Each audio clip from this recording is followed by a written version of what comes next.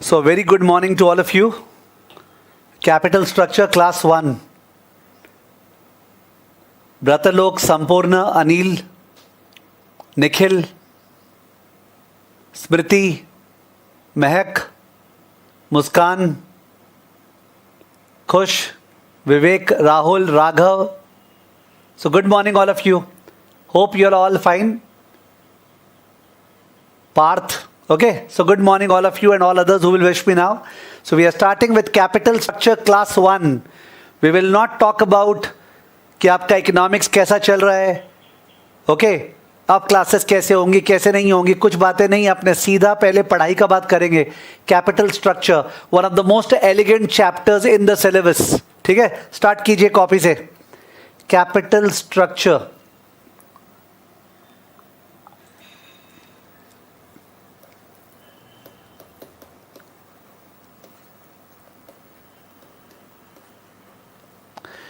Capital structure एक ऐसा chapter है जिसमें कंपलसरी क्वेश्चन से जनरली 5 नंबर का आता ही है.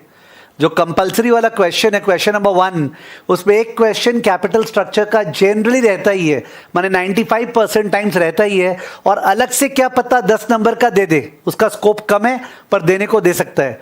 तो इसका मतलब कैपिटल स्ट्रक्चर में सबसे पहले एग्जाम फोकस लिख लें. होप आप लिख रहे हैं. Exam focus, one compulsory question,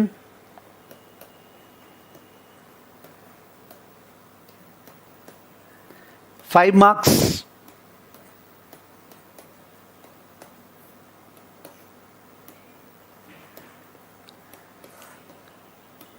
Maybe one big question, 10 marks. यानी 5 नंबर का तो आएगा ही और 15 नंबर का भी आ सकता है. क्या 15 नंबर का आया हुआ है? हाँ आया हुआ है. चैप्टर छोटा है या बड़ा है? छोटा है. चैप्टर छोटा है. यूजुअली इस चैप्टर को कराने में 4 से 5 क्लास लगती है. 4 से 5 क्लास. अपना कोई टारगेट नहीं है, 6 लगे तो भी लगे, कोई इशू नहीं है, पर मैं बता रहा हूं यूजुअली 4 से 5 क्लास इस चैप्टर को कराने में लगती है. ठीक है, तो ये एग्जाम फोकस हो गया. Warm up.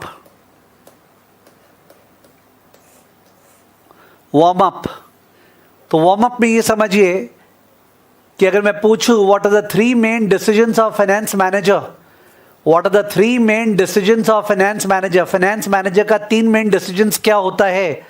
मैं एक बार फॉन्ट साइज बढ़ा रहा हूं आपके कमेंट्स का, इसलिए मैं एक बार स्क्रीन को हटा रहा हूं, डोंट वरी.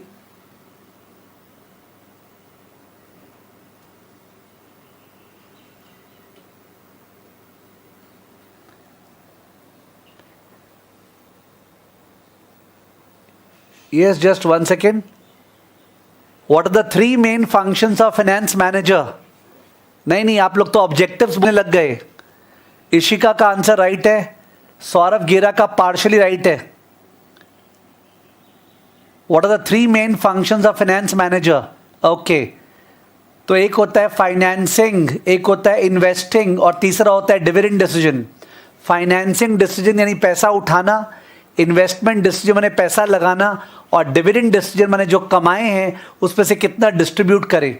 3 मेन डिसीजंस होता है. ये थियरी में है चैप्टर 1 में. ठीक है, financing decision procurement of funds, investing decision deployment of funds, and dividend decision what should be the dividend pay out ratio. Okay, तो 3 मेन डिसीजंस होता है फाइनेंस मैनेजर का. ओके, लिखिए एक बार.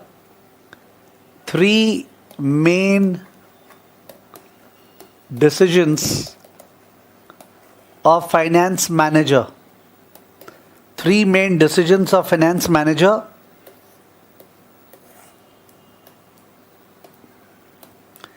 तो एक है फाइनेंसिंग यानी कि प्रोक्योरमेंट ऑफ फंड्स, पैसा उठाना.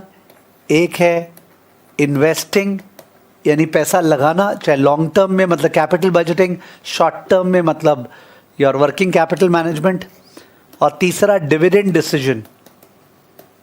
डिविडेंड डिसीजन, जो अर्न किए हैं उसको प्लाउ बैक करें या उसको डिविडेंड के फॉर्म में डिस्ट्रीब्यूट करें, dividend decision.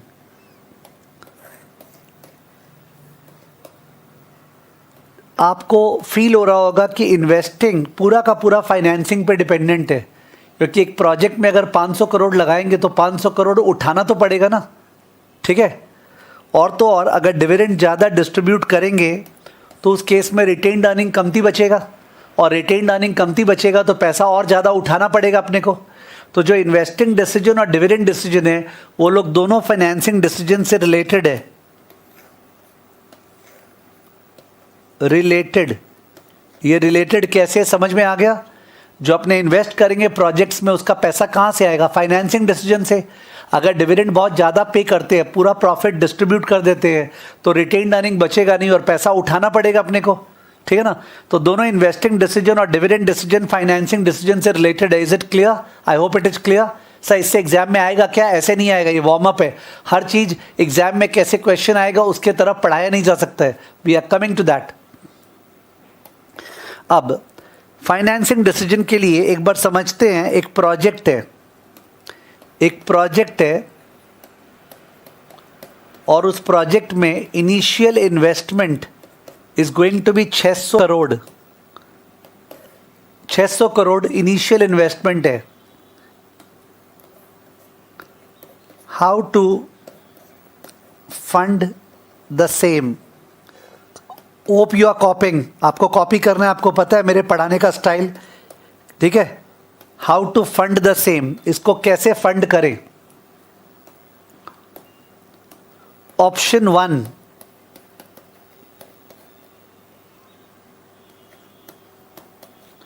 Only debt. Option 2, only equity. Option 3, mix of debt and equity.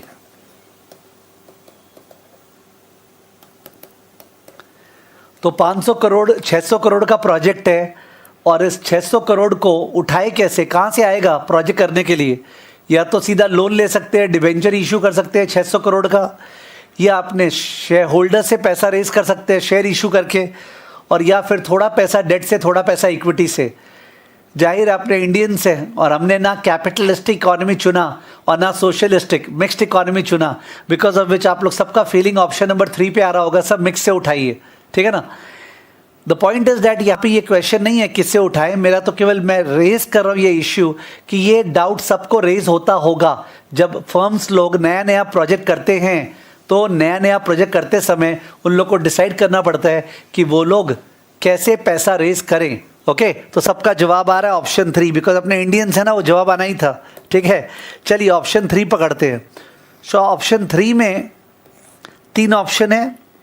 Option 3 में 3 ऑप्शन है। पहला है 80% डेट यानी 20% इक्विटी। दूसरा है 50% डेट 50% इक्विटी। तीसरा है 20% डेट एंड 80% इक्विटी। अब वापस से अपने इंडियंस हैं और बराबरी में बिलीव करते हैं, तो फीलिंग 50% डेट 50% इक्विटी का आ रहा होगा, पर ये एक्चुअली डिस्कशन नहीं चल रहा है। मैं तो केवल बता रहा हूँ कि ये सारे डिसीजंस लेने पड़ते हैं। ओके ये सारे डिसीजंस लेने पड़ते हैं कि डेट कितना, इक्विटी कितना, ठीक है ना।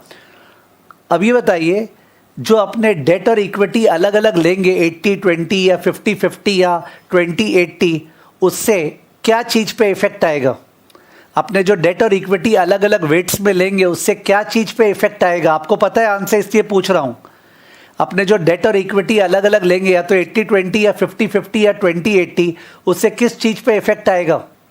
बहुत बढ़िया, बहुत बढ़िया, बहुत बढ़िया, ब्यूटीफुल। उससे केसी पे इफेक्ट आएगा, केसी पे। ओके उससे केसी पे इफेक्ट आएगा, केसी पे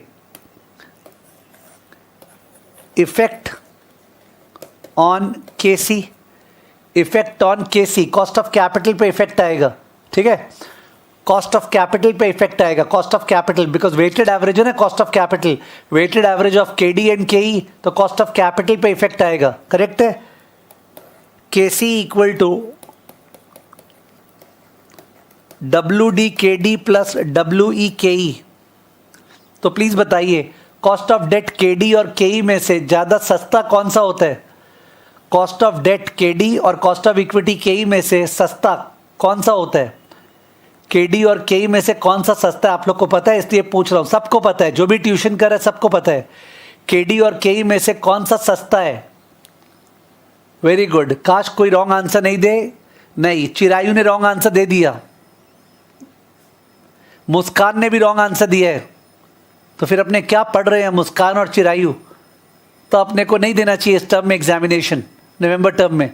अगर आप इसमें मिस्टेक कर सकते हैं कि डेट और इक्विटी में से कौन सा सस्ता है, तो इन दैट केस फिर फाइनेंस नहीं पढ़ना चाहिए। खासकर अभी इतना बात हुआ था शुरू से गाड़ी चलाने का स्पीड, ये गाड़ी को स्पीड चलाए कि धीरे से चलाए वगैरह वगैरह। शुरू में जब मैंने फाइनेंस पढ़ाया ही नहीं था तब आप लोगों ने जवाब दे दिया था और अभी गलत बोल रहे। महक भी गलत जवाब दिया, महक। ओके, 3 जनों ने गलत जवाब दिया, चिरायु, मुस्कान और Mahak. Okay, I don't know. Everybody knows that cost of debt is less than cost of equity. Cost of debt is less than cost of equity, ये सबको पता है। अब बोलेंगे yes yes sir, sorry, cost of debt less than cost of equity है। Debt सस्ता है equity के मुकाबले। उसका मेनली 2 रीजन है। क्या 2 रीजन है? Cost of debt is less than cost of equity, इसका मेन 2 रीजन है। What are the 2 reasons? Cost of debt is less than cost of equity, इसका मेनली 2 रीजन है। What are the 2 reasons?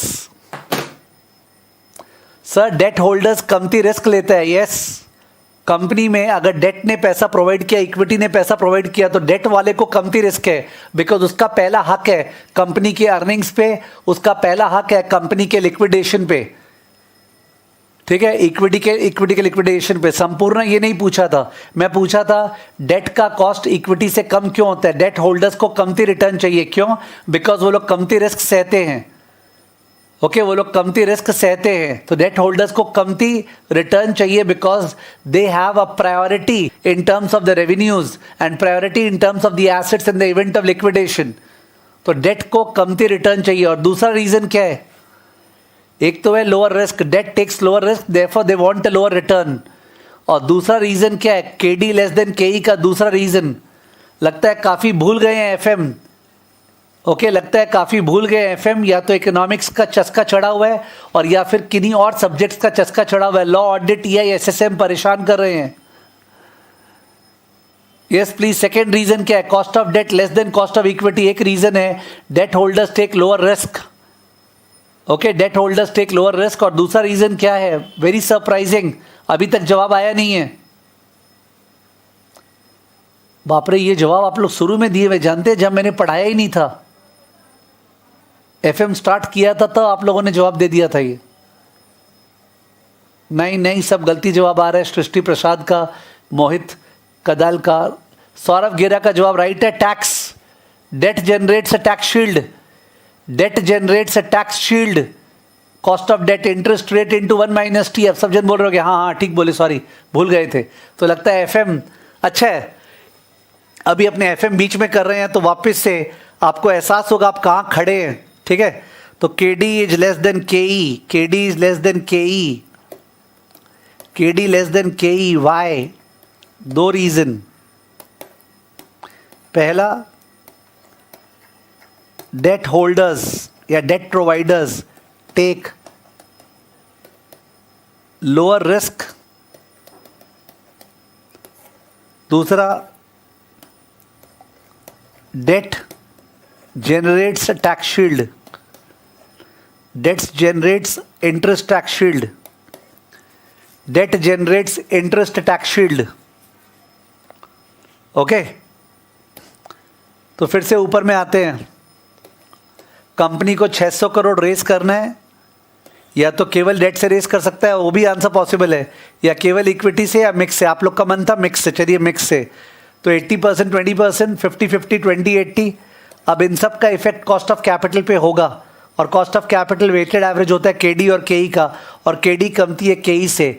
तो in that case अगर अपने cost of capital को कम करना है, अगर कॉस्ट ऑफ कैपिटल को कम करना है, कॉस्ट ऑफ कैपिटल को कम करना है, जाहिर है कमती कॉस्ट पे पैसा रेज कर पाए, तो अपने को 80-20 पे जाना चाहिए, या 50-50 या 20-80।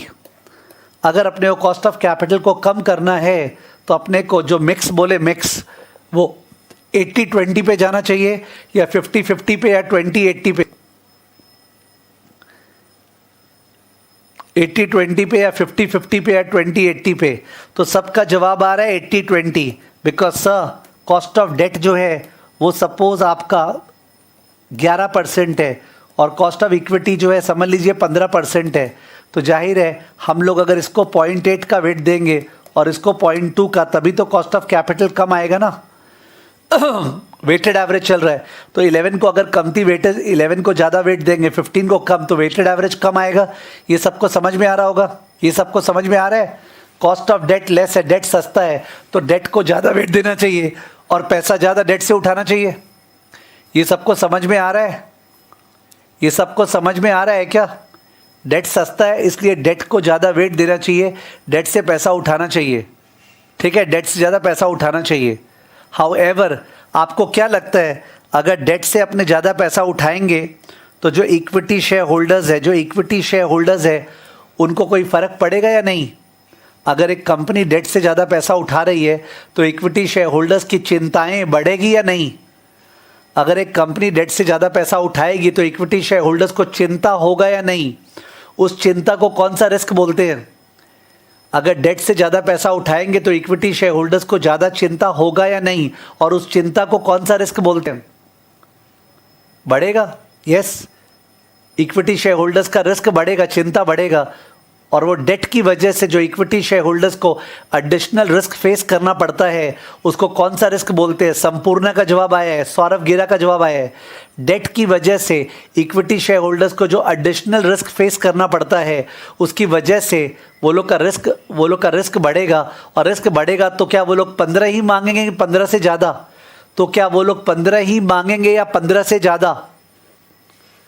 अगर डेट नहीं होता तब वो लोग 15 मांगते, पर अगर डेट है तो वो लोग को फाइनेंशियल रिस्क भी सहना पड़ रहा है। तो उस केस में वो लोग का जो रिक्वायर्ड रेट ऑफ रिटर्न है वो 15% ही होगा या 15 से ज़्यादा? 15% से ज़्यादा, तो वो लोग को 15% से ज़्यादा चाहिएगा, ठीक है। Greater financial risk on account of debt, greater financial risk on account of debt, therefore KE arrow up, KE बढ़ेगा। अगर कंपनी डेट से ज़्यादा पैसा उठाएगी ये सोचते हुए कि डेट सस्ता है, डेट सस्ता है, तो उस केस में greater financial risk equity share holders को सहना पड़ेगा और वो लोग को ज़्यादा रिटर्न चाहिएगा। KE will go up, KE will go up, यानी KE 15 नहीं होगा, KE बढ़ेगा। ये जो KE है, ये जो KE है ये बढ़ेगा। This KE will go up. तो अब तो अपने दुविधा में आ गए, sir cost of debt cost of equity से कमती होता है, इसलिए कॉस्ट ऑफ डेट का वेटेज ज़्यादा होना चाहिए, हम लोग को ज़्यादा डेट यूज़ करना चाहिए। बट अगर ज़्यादा डेट यूज़ करेंगे तो कॉस्ट ऑफ इक्विटी बढ़ जाएगा, तो उस लॉजिक से हम लोग को कमती डेट यूज़ करना चाहिए। तो अपने क्या करें, कितना डेट यूज़ करें, कितना इक्विटी यूज़ करें, कितना डेट कितना इक्विटी यूज़ करें जिससे कॉस्ट ऑफ कैपिटल मिनिमम हो और value of the firm maximum हो। If you remember the objective of financial management is to maximise shareholders wealth, we have to maximise the value of the firm, and value of the firm will be maximised when cost of capital is minimised. Value of the firm will be maximised when cost of capital is minimised, and here cost of capital के बारे में we are confused. Cost of capital के बारे में we are confused because since debt is cheaper we should raise more debt, so debt equity should be higher, but since debt results in financial risk, cost of equity will go up and therefore cost of capital will go up and value of the firm may fall. So therefore there is a दुविधा, क्या करें? ये दुविधा समझ में आई क्या? इसका निष्कर्ष क्या है वो समझ में नहीं आया, पर ये दुविधा समझ में आई क्या? ये जो प्रॉब्लम है ये समझ आया कि क्लियर कट डिसीजन नहीं है, क्लियर कट डिसीजन नहीं है, ये दुविधा समझ में आ गई होगी। यही चैप्टर है कैपिटल स्ट्रक्चर। तो capital structure decision refers to the decision regarding the mix of debt and equity, या the mix of long-term funds that a firm should use to finance its investments such that value of the firm is maximum because cost of capital is minimum। ठीक है, capital structure refers to decisions regarding the debt equity ratio of the firm, कि firm को debt equity ratio क्या रखना चाहिए, ये capital structure decisions है. ठीक है ना? ओके. तो part 1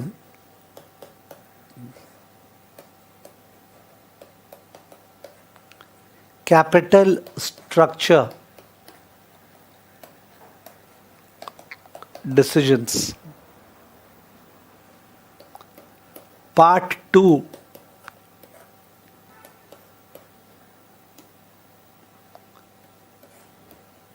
theories on capital structure. Different जन का ज्ञान दिया हुआ है कैपिटल स्ट्रक्चर के बारे में, उनको बोलते हैं theories on capital structure.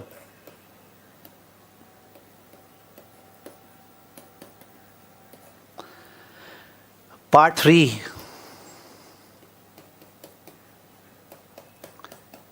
EBIT EPS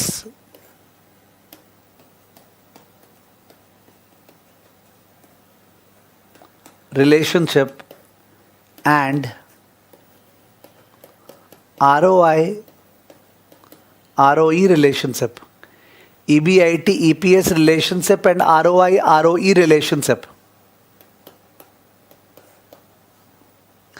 तो ये 3 पार्ट्स है चैप्टर का.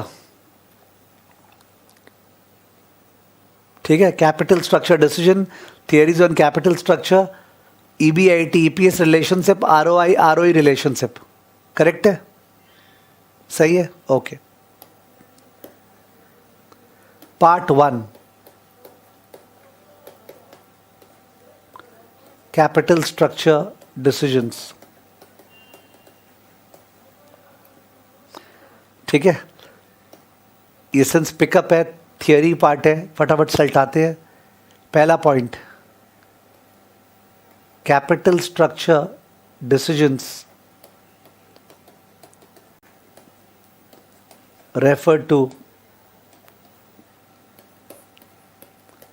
The mix of long term funds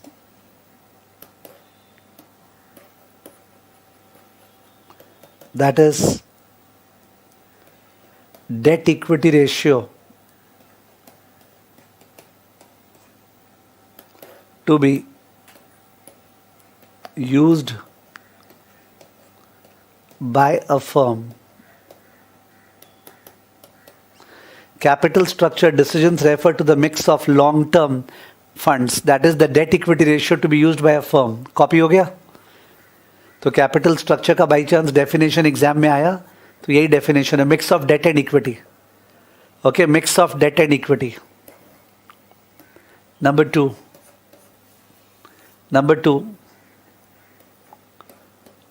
optimum capital structure. Best capital structure क्या है? Optimum capital structure, it is that capital structure for which value of the firm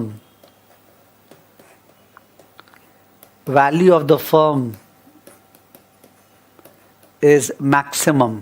because यही तो objective है ना, shareholders wealth maximisation. It is that mix, that capital structure for which value of the firm is maximum. Full stop. Ceteris paribus, नाम सुना होगा. या other factors remaining constant. Ceteris paribus, comma. Lower the KC, comma. Higher the value of the firm.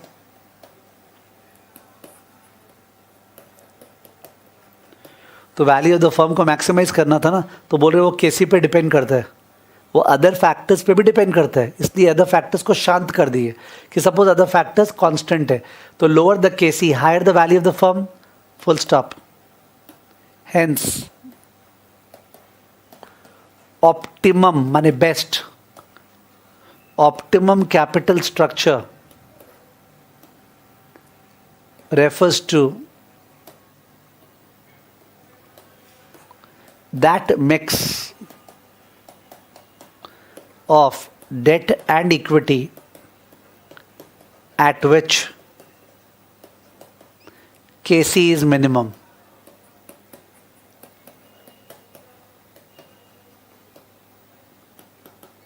Clear है? Topic था optimum capital structure क्या है. तो optimum capital structure वो कैपिटल स्ट्रक्चर है जिसपे value of the firm maximum है. Value of the firm बहुत सारे फैक्टर्स पे डिपेंडेंट है, उनमें से एक कॉस्ट ऑफ कैपिटल है.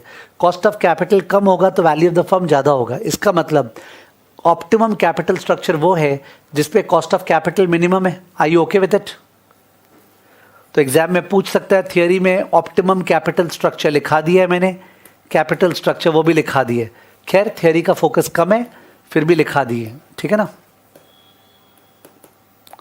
Clear? I hope it is okay. अभी प्रैक्टिकल स्टार्ट नहीं हुआ है तो थोड़ा सा बोरिंग लग रहा होगा, धीरे धीरे प्रैक्टिकल में आने वाले हैं. परफेक्ट. चलिए part 2,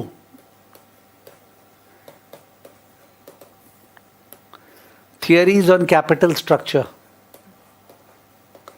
theories on capital structure.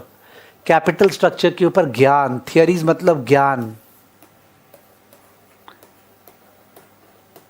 जिन जिन लोगों ने ज्ञान दिया है कैपिटल स्ट्रक्चर के ऊपर, उनमें से पॉपुलर लोग कौन है जो हमारे सिलेबस में है? Theories on capital structure. Theories on capital structure में 3 तरह का थियरीज है. 3 तरह का. एक है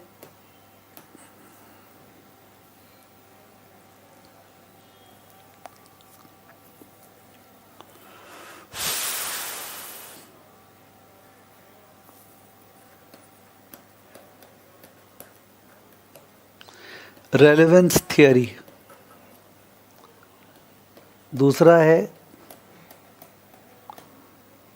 इररेलेवेंस theory.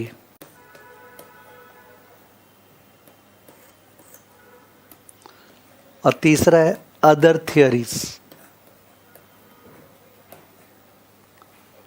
Relevance theory, irrelevance theory, other theories. Relevance theory मतलब जो ये बोलता है कि capital structure decisions are important and they actually affect KC and the value of the firm. Irrelevance theory ये बोलता है कि नो, कैपिटल स्ट्रक्चर से कुछ फर्क नहीं पड़ेगा, आप डेट इक्विटी 80-20 करो या 20-80 करो, कॉस्ट ऑफ कैपिटल सेम रहेगा, value of the firm same रहेगा, तो फिर डिस्कशन ही क्यों कर रहे हैं. और अदर थियरीज कुछ साइड थियरीज है. ठीक है? तो रेलेवेंस थियरीज क्या बोलते हैं? रेलेवेंस थियरीज ये बोलते हैं कि CSD, capital structure decisions are important as they affect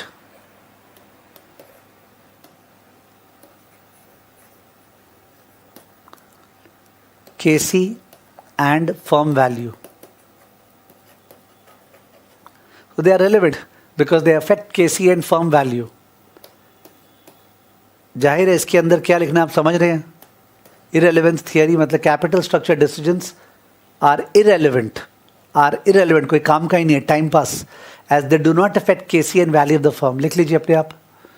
capital structure decisions are irrelevant. Irrelevant क्या होता है? जो काम का ही नहीं है.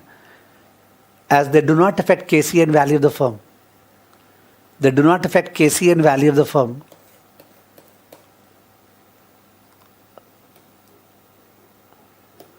अदर थियरीज में टाइम पास. टाइम पास लिख दिया. अब ये मत बोलना सा एग्जाम में ऐसे लिख के आ सकते हैं टाइम पास. क्या वो ऐसे पूछेगा? Other theories on capital structure. नहीं, ये पढ़ाने का तरीका है. अब जो रेलेवेंस थियरीज है वो है net income approach. Number 2 net operating income approach. Number 3 traditional approach.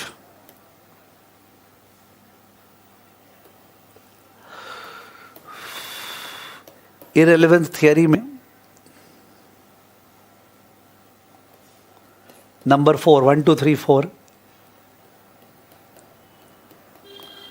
MM model.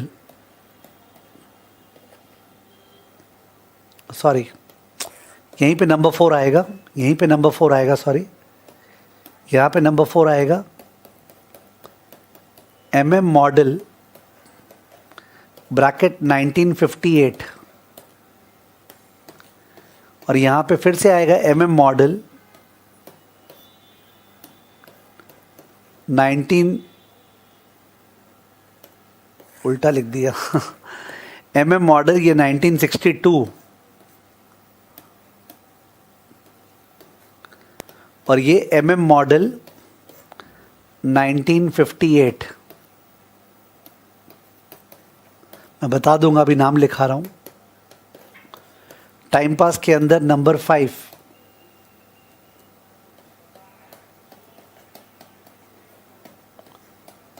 Packing order theory, number 6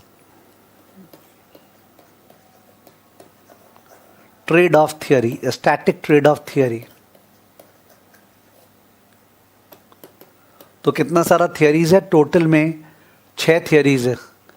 net income approach, net operating income approach, और नंबरिंग गड़बड़ है, सॉरी नंबरिंग गड़बड़ हो गया। टोटल 7 थियरी है, सॉरी नंबर 5, नंबर 6 और number 7, sorry.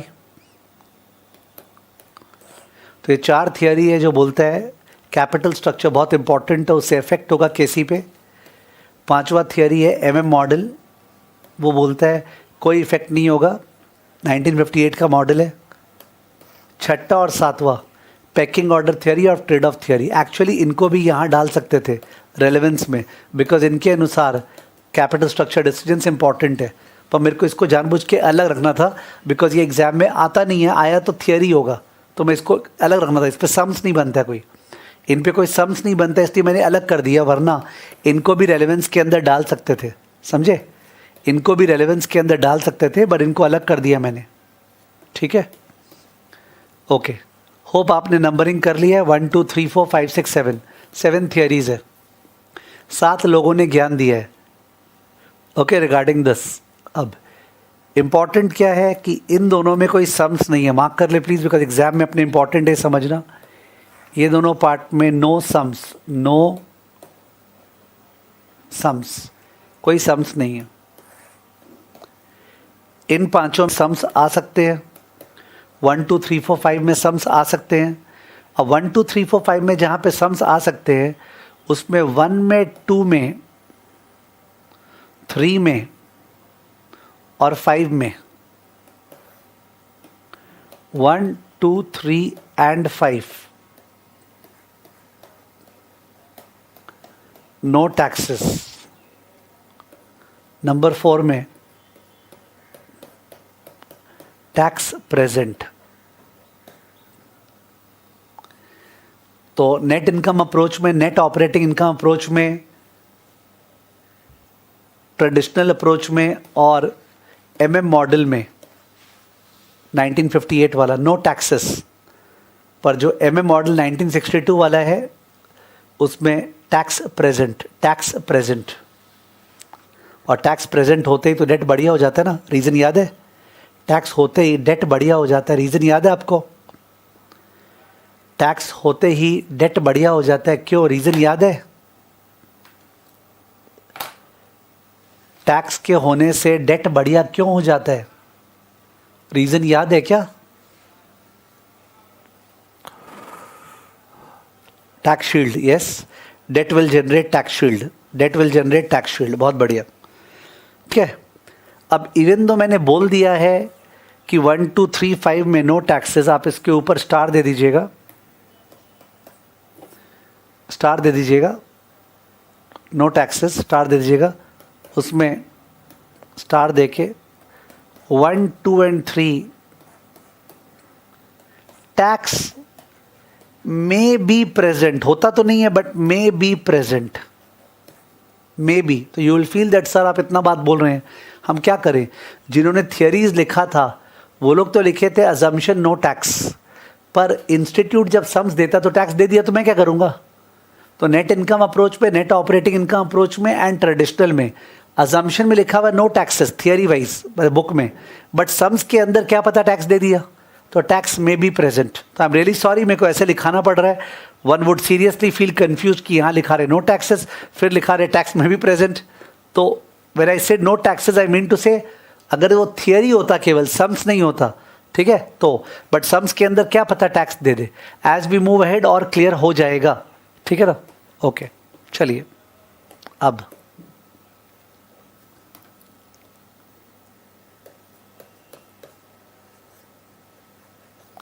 Category 1 sums.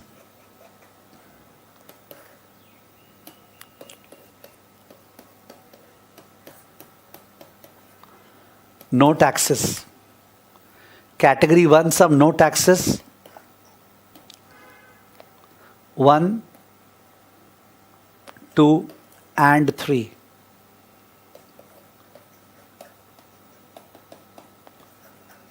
We will discuss 5 later. We will discuss 5 later. अपने 5 का बाद में बात करेंगे बिकॉज वो एमए मॉडल है, उसको अलग से डिस्कस करना पड़ेगा. अब for this portion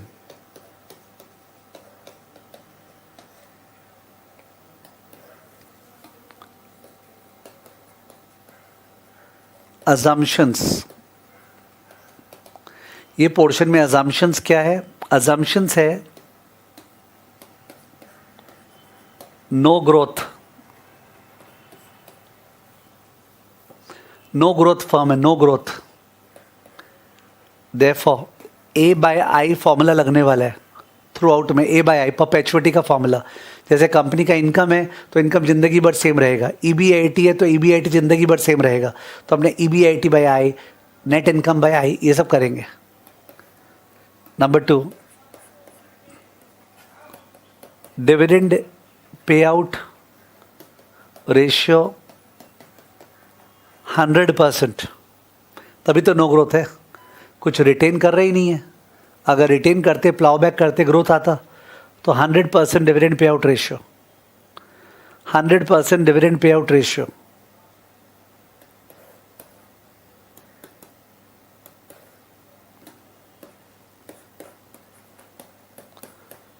no taxes comma no transaction costs.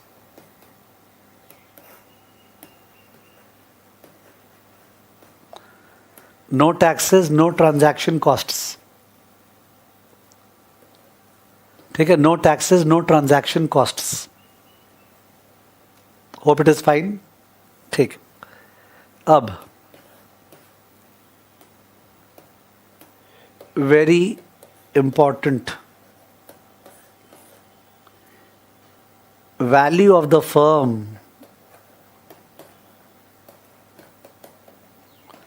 bracket V equal to EBIT divided by KC. Value of the firm, तो वैल्यू ऑफ द फर्म तो पूरे फर्म का वैल्यू हुआ ना, इक्विटी और डेट दोनों का. तो इक्विटी और डेट दोनों का मिला के जो इनकम होता है वो पैट होता है कि ईबीआईटी होता है? इक्विटी और डेट दोनों का मिला के जो इनकम होता है, मैंने पूछा वो पैट होता है कि ईबीआईटी होता है? इक्विटी और डेट दोनों का मिला के जो इनकम होता है वो तुम पैट बोलोगे या ईबीआईटी? ईबीआईटी. और इक्विटी और डेट दोनों का जो weighted average cost of capital वो तो केसी है, और अपने परपेचुइटी मान रहे हैं, तो value of the firm is EBIT by KC. EBIT का दूसरा नाम है net operating income. EBIT is also known as net operating income. Operating income मतलब EBIT.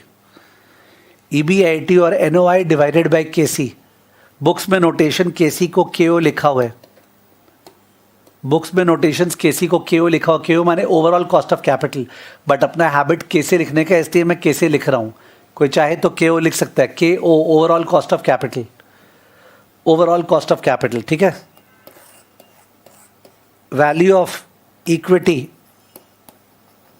Value of equity, equity को इस चैप्टर में एस से डिनोट किया है. वैल्यू ऑफ इक्विटी को ई से डिनोट कर सकता था, पर वो लोग एस से डिनोट किया. S for share. Value of equity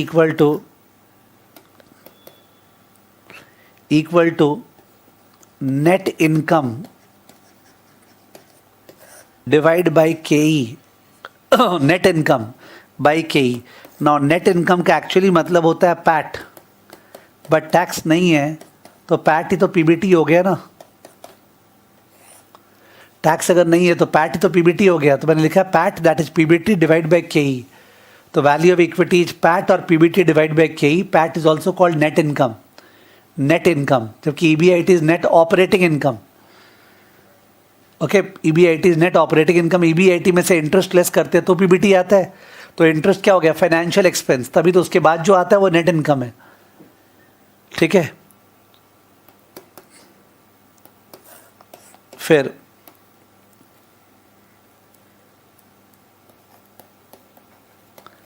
value of debt bracket D dash given दिया हुआ रहेगा, दिया हुआ रहेगा V equal to S plus D. जाहिर है वैल्यू ऑफ द फर्म क्या है? Value of equity plus value of debt. Value of firm is value of equity plus value of debt. Okay, value of the firm is value of equity plus value of debt. लिख लिया आपने? Okay, just 2 minute water break लेते हैं, 2 minute water break. ठीक है, 2 minute का water break है। किसी को कहीं जाना नहीं है, पानी पी लीजिए, मेरे बगल में पानी है नहीं, मैं पी के आ रहा हूं। 2 मिनट का water break.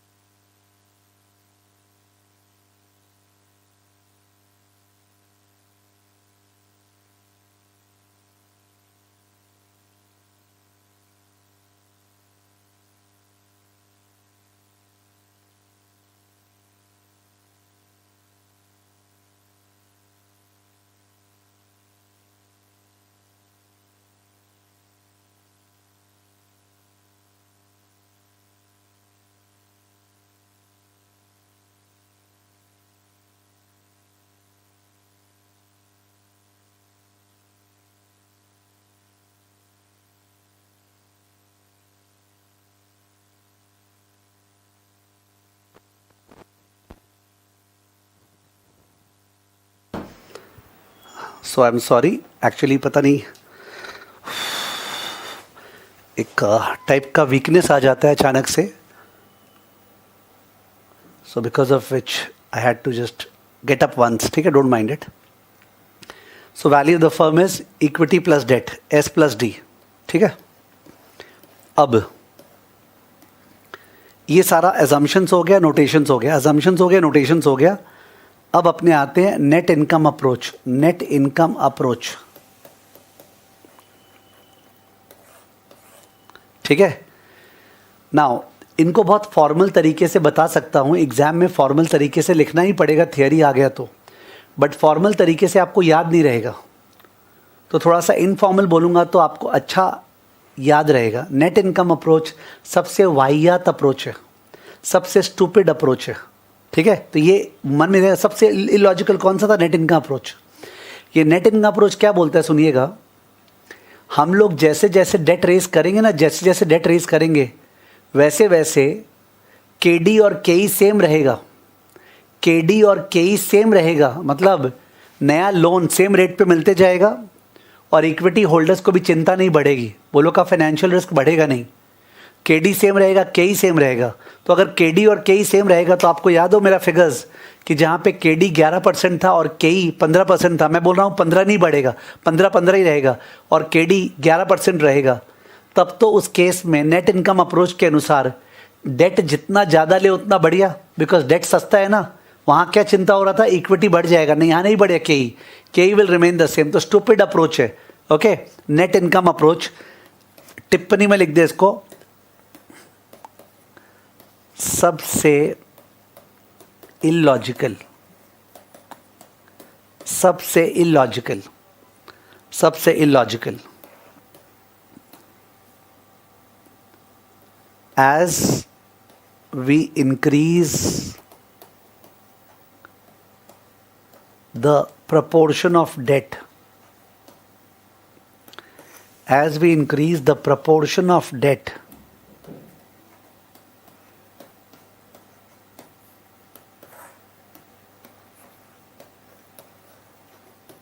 comma, KD and KE will remain the same such that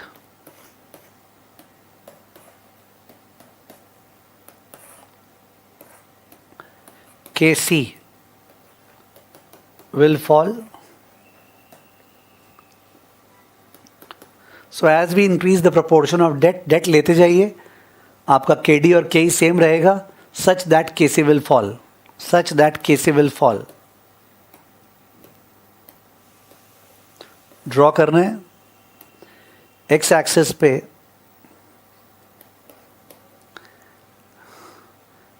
in fact you know date का नोटेशन डी नहीं है, बी है, मेरे को याद आया, एक नोटेशन गलती लिख दिया मैंने, मैं ठीक कर रहा हूं। वैल्यू ऑफ डेट जो ना, डेट का नोटेशन जो है वो डी नहीं है, बी है, बी, बोरोइंग। तो I want to be correct over here, debt का नोटेशन बी है, बोरोइंग, जैसे इक्विटी का नोटेशन ई नहीं है, एस है ना, डेट का नोटेशन बी है।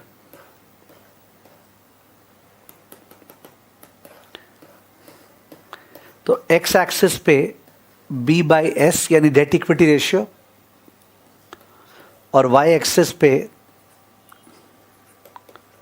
के डी, के ई, के सी। सो बताइए केडी का ग्राफ कैसा होगा? केडी का मैं बोल रहा हूं डेट इक्विटी बढ़ाने से केडी विल नॉट चेंज, तो केडी का ग्राफ कैसा होगा?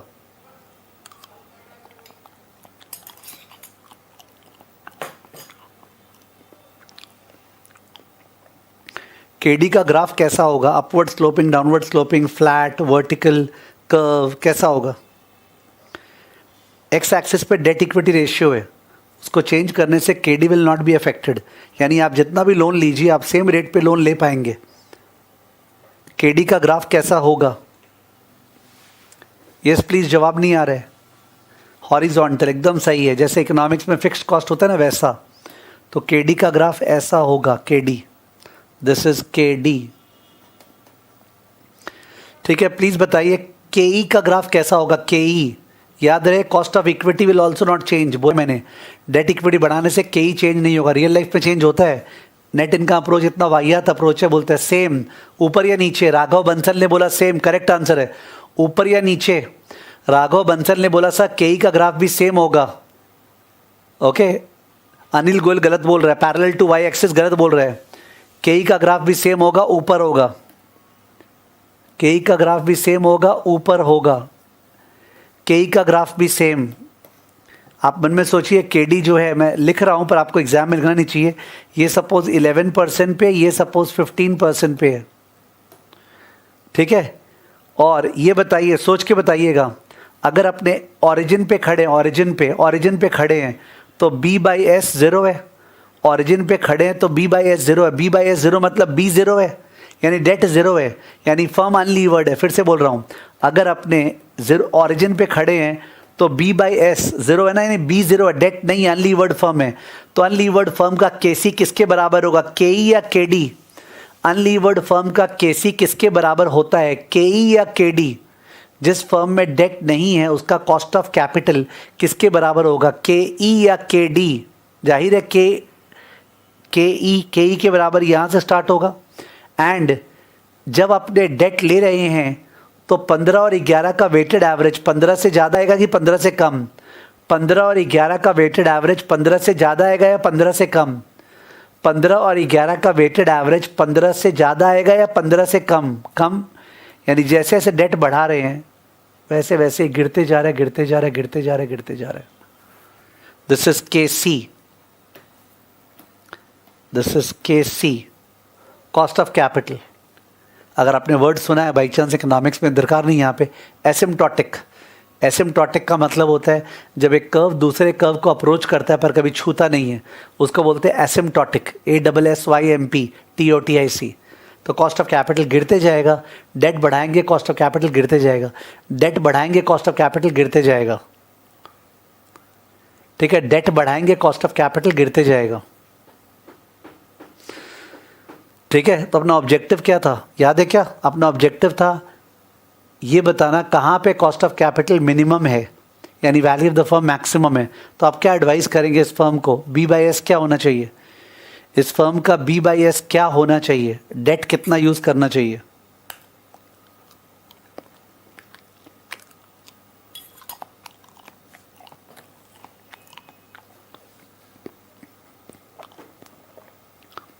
Hundred % date.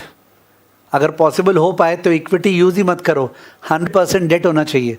वो पॉसिबल नहीं है पर ये तो मैथ चल रहा है, यानी कि नेट इनका अप्रोच ये बोलता है कि इक्विटी 1 रुपया और डेट करोड़ रुपया यूज करो, डेट ही डेट को यूज करो। समझ गए? लिख दो। So optimum capital structure as per this approach is 100% debt, not 80, 100% debt। अपने को पूरा 100% डेट यूज करना चाहिए इस अप्रोच के अनुसार।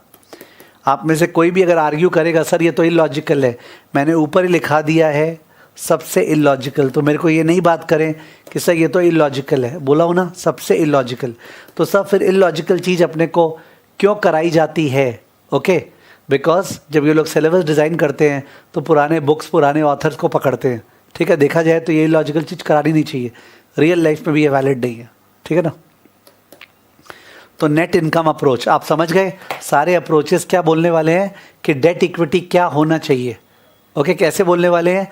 जब डेट बढ़ाएंगे तो केडी पे क्या इफेक्ट होगा, केई पे क्या इफेक्ट होगा, केसी पे क्या इफेक्ट होगा, तो कौन से लेवल पे केसी मिनिमम होगा, वही ऑप्टिमम कैपिटल स्ट्रक्चर है। आप समझ जाइए आगे क्या होने वाले हैं सारे अप्रोचेस में। सर जैसे जैसे डेट बढ़ाएंगे केडी पे क्या इफेक्ट आएगा, केई पे क्या इफेक्ट आएगा, अकॉर्डिंगली केसी पे क्या इफेक्ट आएगा, कौन से लेवल ऑफ डेट इक्विटी पे केसी लोएस्ट है वो अपने को बताना है। ठीक है, समझ में आ रहा है? समझ में आ रहा है क्या?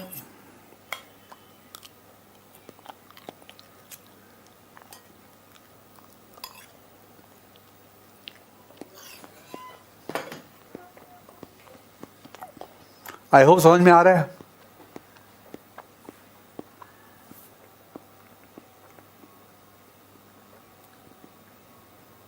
ओके, तो नेट इनकम अप्रोच हो गया। ठीक है, बाई चांस किसी को फिर भी समझ में नहीं आए तो ये टेबल बना सकता है, WD, WE, KD, KE और KC। 0, 100%, 11, 15,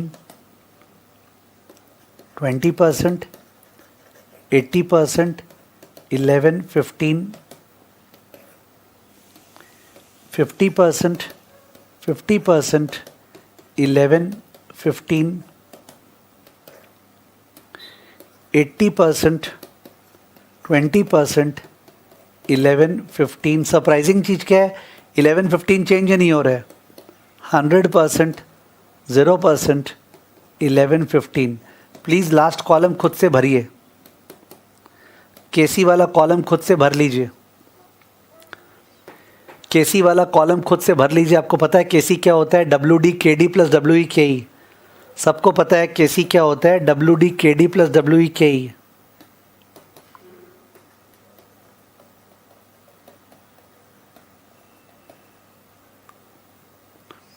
तो लास्ट वाला कॉलम का फिगर्स खुद से भरिए।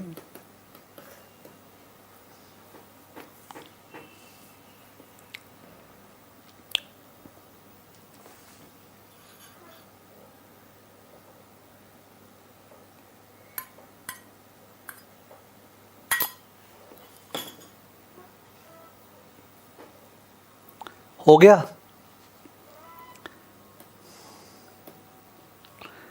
पहला वाला 15%, दूसरा वाला 0.2 इंटू 11 प्लस 0.8 इंटू 15,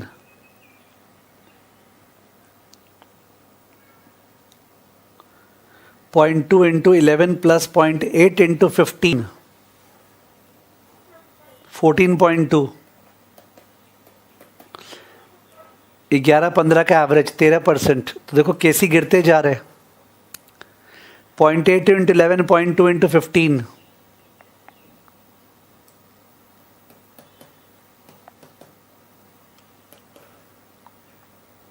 11।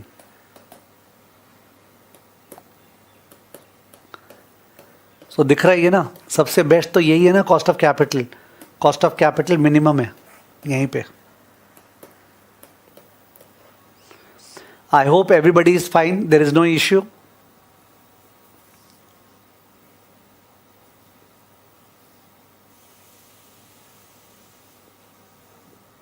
सही है, चलिए।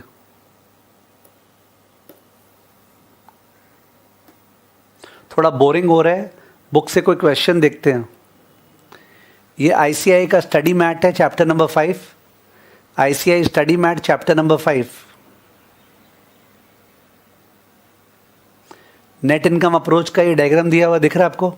जैसा मैंने डायग्राम बनाया वैसा ही डायग्राम दिया हुआ है। एक्स एक्सिस पे लेवरेज, वाई एक्सिस पे केसी।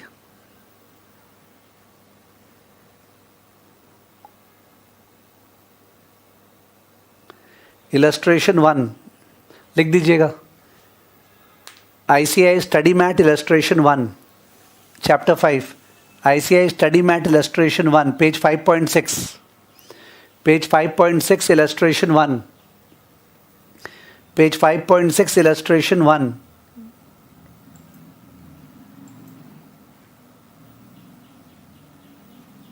Okay.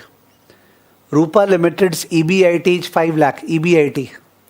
Company has 10%, 20 lakh debentures, rupees 20 lakh, यानी रुपीज़ 20 लाख का डिबेंचर्स है, 10% ब्याज वाला।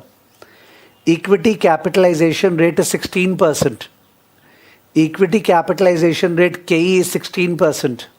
You are required to calculate market value of equity and value of the firm. So market value of equity होगा net income divided by KE, net income by KE। Net income क्या होगा? PBT. Net income क्या होगा? PBT. तो पहले verbally कर ले। Verbally बताइए प्लीज, इंटरेस्ट एक्सपेंस क्या है कंपनी का? वर्बली कर रहे हैं, वर्बली। इंटरेस्ट एक्सपेंस कितना है कंपनी का बताइएगा। संपूर्ण, महक, स्मृति, प्लीज बताइएगा इंटरेस्ट एक्सपेंस क्या है कंपनी का? 2 लाख। 2 लाख इंटरेस्ट एक्सपेंस है, दिख गया होगा। 10% ऑफ 20 लाख, 2 लाख का इंटरेस्ट एक्सपेंस है। तो कंपनी का EBIT 5 लाख और 2 लाख का इंटरेस्ट है, तो पीबीटी क्या है? 5 लाख का EBIT और 2 लाख का इंटरेस्ट एक्सपेंस है, तो पीबीटी प्रॉफिट बिफोर टैक्स क्या है? प्रॉफिट बिफोर टैक्स 3 लाख है। देखिए सब में टैक्स है क्या? देखिए सब में टैक्स है क्या? सब में टैक्स है क्या? नहीं है। तो नेट इनकम यानी पैट क्या हो गया? 3 लाख। पैट 3 लाख हो गया। 3 लाख इज पैट, ठीक है। What is the formula for value of equity? Value of equity का फॉर्मूला क्या लिखाया था मैंने अभी? Value of equity S is equal to what? Net income by KE। Value of equity S equal to net income by KE।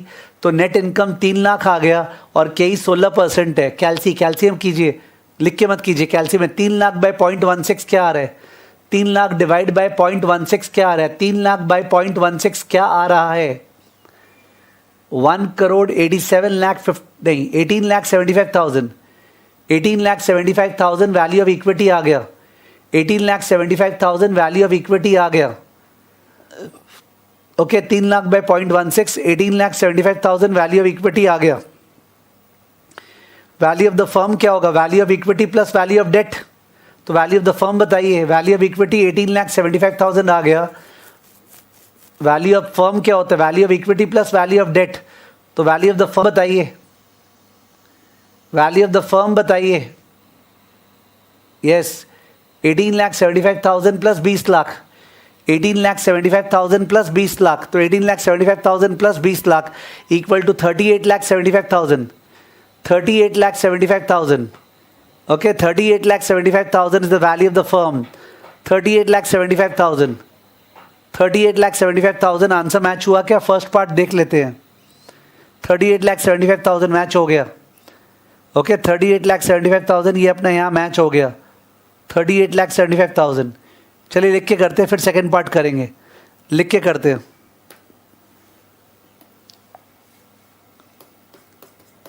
EBIT 5 lakh less interest expense 10% of 20 lakh. 20 lakh का debenture था, उस पर 10%, तो 2 लाख.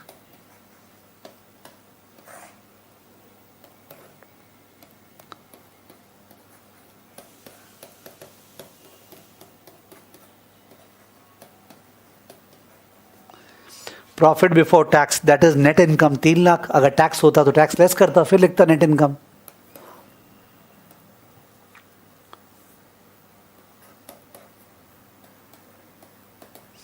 के 16%. Market value of equity bracket S equal to net income by के.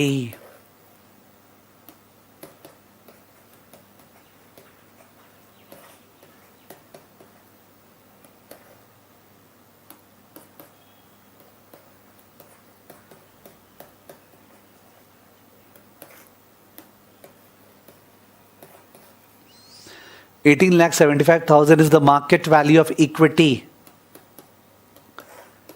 Okay, 18,75,000 is the market value of equity. फिर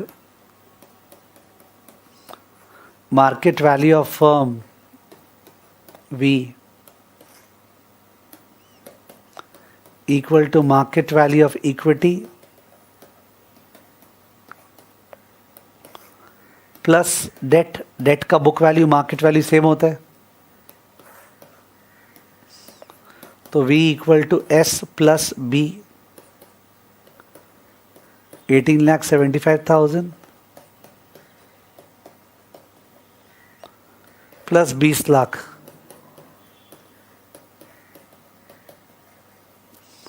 equal to 38,75,000. तो 38,75,000 जो है वो वैल्यू ऑफ द फर्म है. 38,75,000 is the value of the firm. Overall cost of capital. Cost of capital निकालना है, दो तरीके से निकाल सकते हैं. Second part, cost of capital निकालना है, दो तरह से निकाल सकते हैं. इजी है मेथड ये वाला होगा, मेथड 1 इजी, यही प्रेफर कीजिएगा. मेथड 1 है. ये बताइए वैल्यू ऑफ द फर्म का फॉर्मूला क्या है? वैल्यू ऑफ द फर्म का फॉर्मूला क्या है? अभी लिखाया था ना कॉपी में. वैल्यू ऑफ द फर्म तो डेट और इक्विटी दोनों का है, तो दोनों का इनकम मिलाए क्या है? दोनों का इनकम है EBIT और डिवाइड बाय KC. तो जाहिर है KC का फॉर्मूला क्या हो गया? Therefore KC equal to EBIT by value, है ना. Since value of the firm है EBIT बाय KC, तो KC क्या हो गया? EBIT by value. So KC equal to EBIT क्या है? 5 लाख और वैल्यू क्या है? 38,75,000. ऑफ कोर्स इंटू 100 कर दे परसेंटेज के लिए. बताइए क्या आ रहा है?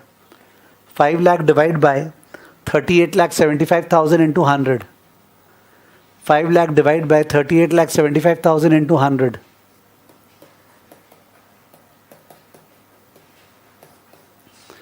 12.9%.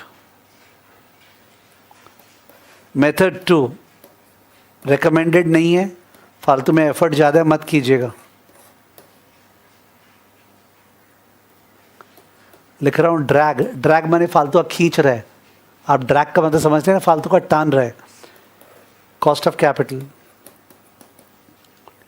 WDKD प्लस WEKE, वैसे अच्छा लग रहा होगा किसी किसी को, हाँ यार पुराना वाला, पर तब भी क्यों लंबे तरीके से करें। सो KC इक्वल टू, तो डेट अपना 20 लाख है, टोटल 38.75 है, ये वेट हो गया उसका, और डेट का कॉस्ट क्या है, 10% रेट था, 10 प्लस इक्विटी अपना 18.75 है आउट ऑफ 38.75, और इक्विटी का कॉस्ट 16 है। निकाल लीजिए प्लीज, निकाल लीजिए।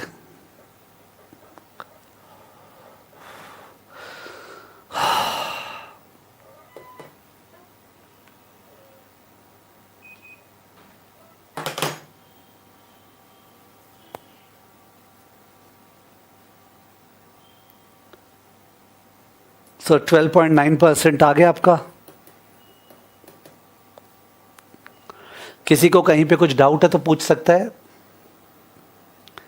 सृष्टि प्रसाद बोल रहे हैं कि इसका 12.59% आ रहा है, शायद 5 मिसप्रिंट हो गया होगा उनसे लिखते समय यहाँ पे। 12.9% बाकी स्टूडेंट्स बोल रहे हैं। ओके यस, तो 12.9% ही आ रहा है, अदर्स आर कंफर्मिंग 12.9%, ठीक है ना। पर मेथड 2 से मत कीजिएगा please, method 1 is far better. Okay,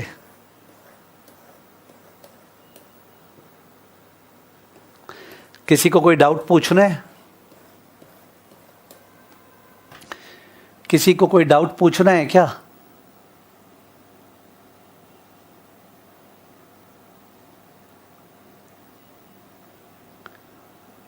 ठीक है, मैं इसमें एक क्वेश्चन ऐड करवा रहा हूं, मैं इसमें क्वेश्चन ऐड करवा रहा हूं, क्वेश्चन नंबर 3 ऐड करवा रहा हूं।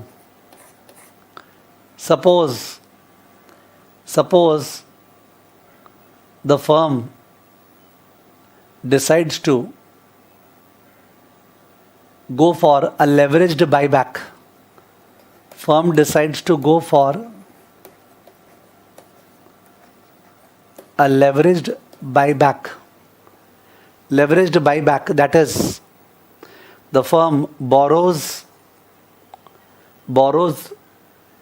rupees 10 lakh at 10%, borrows rupees 10 lakh at 10%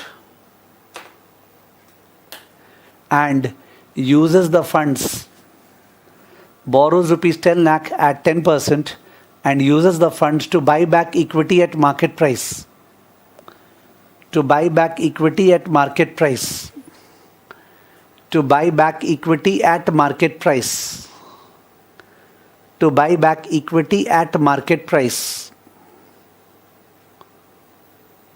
Full stop.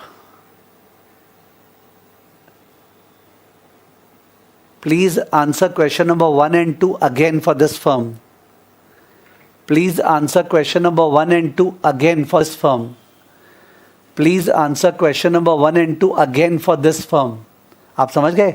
Firm ने लेवरेज बढ़ा दिया, 10 लाख का डेट लिया, वही 10% ब्याज पे, उससे बिजनेस नहीं किया, उससे इक्विटी को बाईबैक कर लिया, तो इक्विटी कम हो गया और डेट बढ़ गया। ठीक है, तो उस केस में पूछ रहा है बताइए इससे क्या फ़र्क पड़ेगा कंपनी के ओवरऑल दिस पे, ठीक है ना। ओके, तो इन दैट केस शुरू से सम वापस से करना है, इस बार आप लोग कर रहे हैं, मैं वेट कर रहा हूँ। स्टार्ट कीजिए इधर से ही, ऐसे ही चालू कीजिए प्लीज़। EBIT 5 लाख,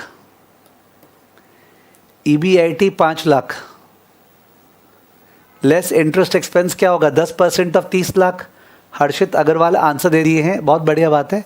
बाकी जन कंटिन्यू। EBIT 5 लाख है, less interest expense 10% of 30 lakh ना, 20 लाख का ऑलरेडी लोन था, 10 लाख का और लिए और लोन तो सेम रेट पे आ गया, ये तो इलॉजिकल अप्रोच है। 10% ऑफ 30 लाख तो 3 लाख आपने लेस किया, ठीक है, 3 लाख आपने लेस किया, यहाँ पे लेस हुआ, लेस होने के बाद आपका नेट इनकम आ गया 2 लाख और 16% अपना कॉस्ट ऑफ कैपिटल है, कॉस्ट ऑफ इक्विटी है 16%। तो market value of equity, market value of equity 2 lakh by 0.16, market value of equity 2 lakh by 0.16, 2 lakh by 0.16, yes please 12,50,000, 2 lakh by 0.16, 12,50,000, 12,50,000, ठीक है 12,50,000। फिर V equal to S plus B, V equal to S plus B, यानी 12,50,000 plus 30 lakh, 12,50,000 plus 30 lakh, 12,50,000 plus 30 lakh equal to 42,50,000, 12,50,000 plus 30 lakh equal to 42,50,000, 42,50,000, 42,50,000। KC equal to EBIT by value, KC equal to EBIT by value, 5 lakh divide by 42,50,000, 5 lakh divide by 42,50,000, 5 lakh divide by 42,50,000 into 100, 11.76% approx, 11.76% approx, 11.76% approx, 11.76% approx. Okay, question ठीक से लिखाना भूल गया था। Question number 3 का जो language था उस पर लिखना था यूज NI अप्रोच, लास्ट पे दिया use NI approach. Question number 3 जो था उस पे लास्ट पे जहाँ क्वेश्चन एंड हुआ था वहां पे use NI approach, use net income approach, use NI approach. Please मैं लिखाना भूल गया था, क्वेश्चन नंबर 3 में लिखा जाएगा यूज NI अप्रोच। तो यहाँ पे NI अप्रोच कम आया ना, क्योंकि NI अप्रोच मानता है कि KE सेम रहेगा 16%, वरना क्वेश्चन नंबर 1 एंड 2 में तो NI अप्रोच यूज ही नहीं हुआ। क्वेश्चन नंबर 1 एंड 2 तो कोई भी अप्रोच का आंसर होगा। क्वेश्चन नंबर 3 में NI अप्रोच की वजह से आपने माना कि डेट लेने के बावजूद कंपनी का जो KE है वो सेम रहेगा 16%, वो था ना यूज NI अप्रोच। कोई बोलेगा ना सर NI अप्रोच कहाँ यूज हुआ, तो NI अप्रोच वहाँ यूज हुआ कि डेट लेने के बावजूद कंपनी का KE क्या रहा 16%, 16%, KE remain the same. Okay, KE remain the same. Sir exam में ऐसे थर्ड पार्ट मिला के आएगा क्या? नहीं, एग्जाम में यूजुअली बुक का सम ही आएगा, ठीक है, बट नॉलेज वाइज अच्छा नहीं लगता है ना कि NI अप्रोच का क्या करा है यहाँ पे। तो क्वेश्चन नंबर 3 करने से बंदा ध्यान देगा। इनफैक्ट जहाँ आप लोगों ने अभी आंसर करते समय लिखा है ना, अभी आंसर करते समय जहाँ आप लोगों ने लिखा है, क्या बोलते हैं, एक मिनट, ये 16%, ये जो लिखा है यहाँ पे, ये जो 16%, वहाँ पे लिखिएगा NI अप्रोच। अभी जो आपने 16% लिखा था टेबल में, वहाँ पे NI अप्रोच होगा, क्योंकि NI अप्रोच के अनुसार डेट बढ़ाने के बावजूद KE will remain the same. एक बुद्धिमान स्टूडेंट पक्का मार्क करेगा वहाँ पे हाईलाइट करते हुए कि 16 क्यों रहा सर, आप तो बोल रहे थे फाइनेंशियल रिस्क बढ़ने की वजह से KE बढ़ेगा, आप तो चैप्टर के शुरुआत पे बोले थे, पर यहाँ पे आप तभी तो ये सबसे लॉजिकल अप्रोच है, बिकॉज ये मानता है KE सेम रहेगा इवन दो फाइनेंशियल रिस्क बढ़ गए। Am I clear about it? मेरे को अच्छा नहीं लगता है अगर अपना बुद्धि चला के अपने सम्स नहीं करें तो। Am I clear about it? Am I clear about it?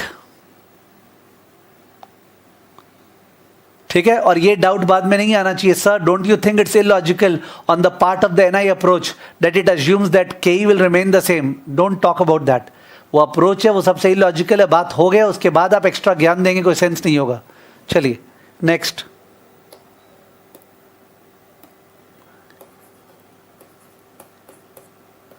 NOI approach, NOI approach, approach number 2, NOI approach, net operating income approach।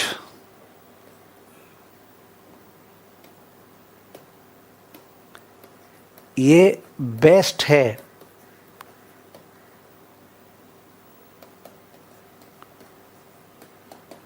Utopia में, ये बेस्ट है, अपनी दुनिया में नहीं, यूटोपिया में। आपने सुना होगा, आपने यूटोपिया कब बोलते हैं? Hypothetical country, utopia.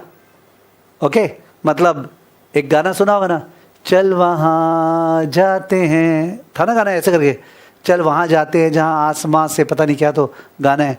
तो यूटोपिया वैसा देश हो गया जिसमें ये अप्रोच एकदम सही बोल रहा है, अपने रियल वर्ल्ड में नहीं है, ठीक है, imaginary world. Utopia means imaginary world, ठीक है।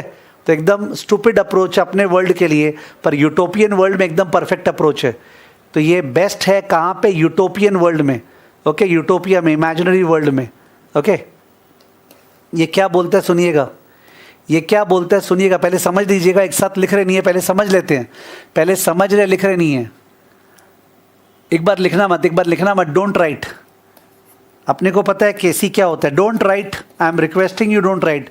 WD KD plus WE KE, और KD KE से कम है, KD KE से कम है। इसकी वजह से जब आप WD बढ़ाएंगे, जब आप WD को इंक्रीज करेंगे और WE को डिक्रीज करेंगे, तो कॉस्ट ऑफ कैपिटल गिरना चाहिए। ये समझ में आ रहा है? Since cost of debt cost of equity से कम है, तो कमती वाले कॉस्ट को अगर ज़्यादा वेटेज देंगे तो कॉस्ट ऑफ कैपिटल गिरना चाहिए। तो समझ में आ रहा होगा जो आपने पहले ही बोला था, cost of debt cost of equity से कम है और इसको अपने ज़्यादा वेट दे रहे हैं, तो वेटेड एवरेज गिरेगा। ये तो क्लियर है एकदम सबको। बट ये अप्रोच बोलता है कि फाइनेंशियल रिस्क बढ़ेगा, फाइनेंशियल रिस्क बढ़ेगा, देयरफॉर KE बढ़ेगा, फाइनेंशियल रिस्क बढ़ेगा, देयरफॉर KE बढ़ेगा। और KE बढ़ेगा, ये जो KE बढ़ेगा, KE जो बढ़ेगा, इसकी वजह से KC बढ़ना चाहिए। अब फाइट हो गया, इसकी वजह से KC बढ़ना चाहिए, तो KC गिरना क्यों चाहिए, बढ़ना क्यों चाहिए? समझ में आ रहा है? जैसे जैसे अपने डेट बढ़ाएंगे KC गिरना क्यों चाहिए? बिकॉज सर डेट सस्ता है तो वेटेड एवरेज गिरेगा। पर KC बढ़ना क्यों चाहिए? Because financial risk equity shareholders face करेंगे, तो they will demand a higher cost, KE will go up, therefore KC should rise. ये क्लियर है सर? अगर अपने वेट ऑफ डेट बढ़ाते हैं, डेट ज़्यादा यूज़ करते हैं, तो KC गिरना भी चाहिए, बढ़ना भी चाहिए। KC गिरना भी चाहिए, बढ़ना भी चाहिए। ये दोनों समझ में आ रहा है? गिरना क्यों चाहिए, बढ़ना क्यों चाहिए, समझ में आ रहा है? KC गिरना क्यों चाहिए, बढ़ना क्यों चाहिए, समझ में आ रहा है क्या? डेट को बढ़ाने से KC गिरना क्यों चाहिए, बढ़ना क्यों चाहिए, ये दोनों समझ में आ रहा है?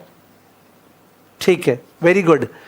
तो इन दैट केस ये अप्रोच अज्यूम करता है कि these two forces cancel out each other. ये फोर्स अज्यूम करता है कि these two forces cancel out each other and KC will remain the same. These two forces cancel out each other and KC will remain the same. ये दोनों force cancel out करेगा और KC same रह जाएगा। ये approach ये मान रहा है कि KC सेम रह जाएगा बिकॉज ये दोनों फोर्स कैंसल आउट करेगा, कैंसल आउट करेगा, ठीक है, और KC सेम रह जाएगा, ठीक है।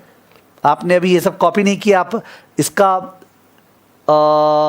रफ वाइज कुछ कॉपी करना चाहोगे? ऐसे rough wise, rough rough rough, okay, rough wise इसको कॉपी कर सकते हो, रफ वाइज। ऑल्दो मैं इसको लिखाऊंगा अभी, रफ वाइज कॉपी कर सकते हो।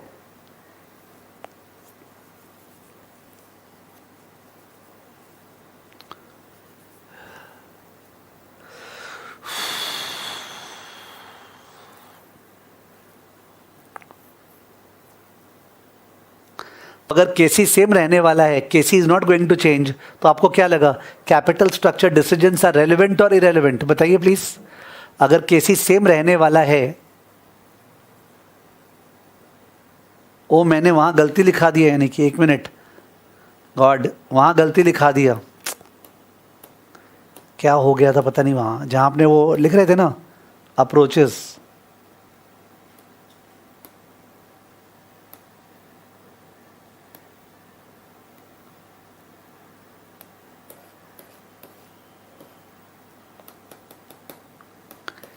NOI अप्रोच भी तो इधर आएगा ना, NOI अप्रोच इस कैटेगरी में आएगा। I'm सॉरी, इरेलीवेंट ना, NOI अप्रोच भी इरेलीवेंट में आएगा, भूल के लिखा दिया। NOI अप्रोच इरेलीवेंट वाले में आएगा, irrelevant, because debt equity change होने से KC चेंज नहीं हो रहा है ना, तो capital structure decisions are relevant और इरेलीवेंट? इरेलीवेंट, ठीक है। तो नोट्स की सुंदरता हर्ट हो रही है, उससे गुस्सा मत होइएगा। एनओआई अप्रोच भी तो इरेलीवेंट है, तो इरेलीवेंट के अंदर आएगा। तो दो अप्रोच बोलते हैं कैपिटल स्ट्रक्चर डिसीजन से इरेलीवेंट है। कौन कौन सा? एमएम मॉडल 1958 जो एनओआई का चीटर था मैं दिखाऊंगा, और एनओआई मॉडल, ये दोनों अप्रोच बोलते हैं कैपिटल स्ट्रक्चर डिसीजन से मतलब ही नहीं है। डेट ज़्यादा लो कमती लो उससे कोई फर्क नहीं पड़ता है, ठीक है ना। आपने ठीक कर लिया एरो देके प्लीज। एनओआई अप्रोच भी इरेलीवेंट वाले में फॉल करता है, इरेलीवेंट वाले में फॉल करता है। आई am sorry for the miss classification done by me earlier, ठीक है। यहां आते हैं, अब लिखते हैं, अब लिख रहे हैं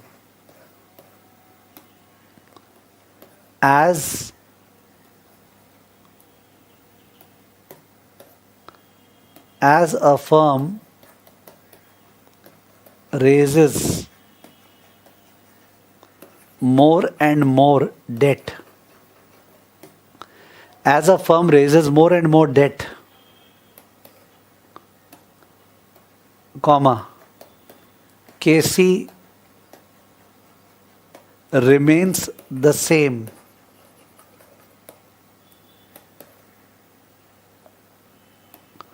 Full stop. Explanation.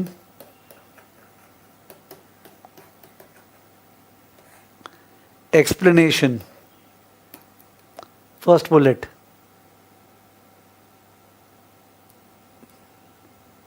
Since KD less than KE, comma, KC should fall.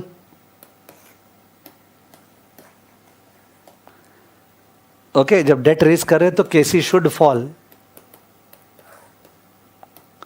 Second bullet,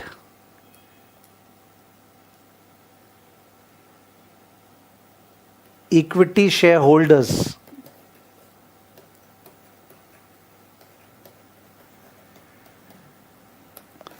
are exposed to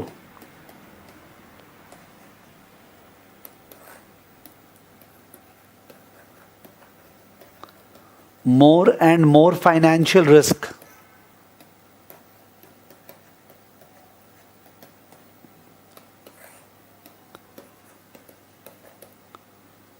Equity shareholders are exposed to more and more financial risk. Equity shareholders are exposed to more and more financial risk. Full stop. So, KE rises and therefore KC should rise. तो equity shareholders are exposed to more and more financial risk. Firm debt raise कर रहा है, so KE rises and therefore KC should rise. KE rises and therefore KC should rise. Para change, both the forces cancel out each other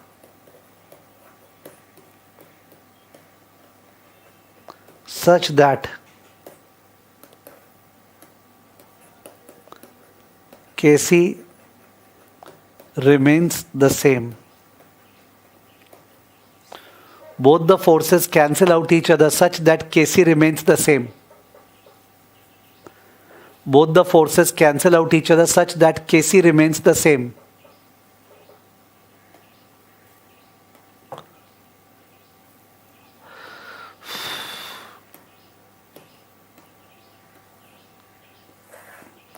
x axis पे B by S, Y axis पे K D, के ई, के सी। तो cost of date same रहता है इस approach में भी। तो कॉस्ट ऑफ डेट वही हॉरिजॉन्टल लाइन है।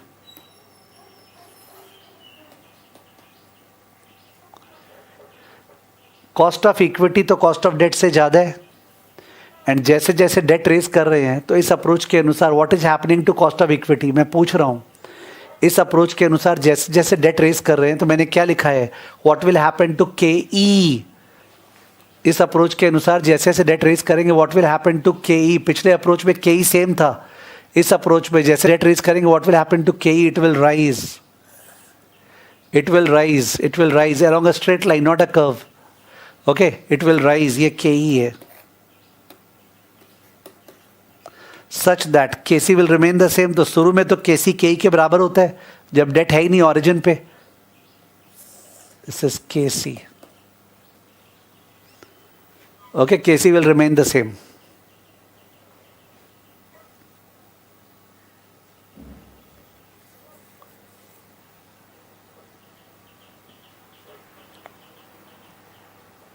ड्रॉ कर लिया.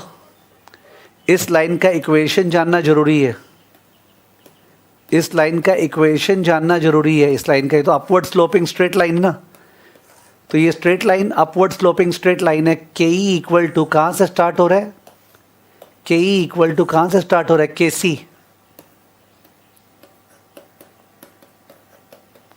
प्लस स्लोप है K C minus K D into B by S. This is the equation. Y is equal to M X plus C. समझ में आ रहा होगा. के ई इक्वल टू स, जब बी जीरो है, देखिए मैं समझा रहा हूं, जब बी जीरो, अगर इसको जीरो पुट कर दे, तो क्या बचा? के E equal to K C. Date है ही नहीं तो. और जैसे जैसे डेट बढ़ेगा K E will rise at a slope equal to K C minus K D. जैसे जैसे डेट बढ़ेगा K E will rise at a slope equal to K C minus K D. अब कोई जानबूझ के आर्ग्यू किया कोई स्टूडेंट, सर क्यों उस स्लोप से बढ़ेगा? क्योंकि अगर उस स्लोप से नहीं बढ़ेगा तो दोनों फोर्स कटेगा नहीं. इसी स्लोप से बढ़ने से दोनों फोर्स कटेगा. चलिए देखता हूं कौन डिराइव कर सकता है, बताइएगा. रफ वर्क में जाइए, कॉपी के पीछे जाइए, कॉपी के पीछे जाइए, कॉपी के पीछे जाइए, कॉपी के पीछे, और कॉपी के पीछे जाके, ठीक है, कॉपी के पीछे जाके इसका प्रूफ करें. K C equal to W D K D plus W E K E. So K C equal to B by B plus S into K D plus S by B plus S into K E. चलिए अब proof कीजिए, वो equation derive कीजिए. तो वो वाला equation derive कीजिएगा. आपको के ई को सब्जेक्ट ऑफ द फॉर्मूला बनाना है. सर क्या ये डेरिवेशन काम आएगा? कोई काम नहीं आएगा. तो जिसको नहीं करना है वो नहीं करे. जिसको एकदम पसंद नहीं है, अलजेब्रा पसंद नहीं है, वो नहीं करे. और जिसको करना है वो करे. Please make K E the subject of the formula. तो आपका वही वाला इक्वेशन आ जाएगा. कीजिए, थोड़ा मेहनत कीजिए, प्लीज मेहनत कीजिए.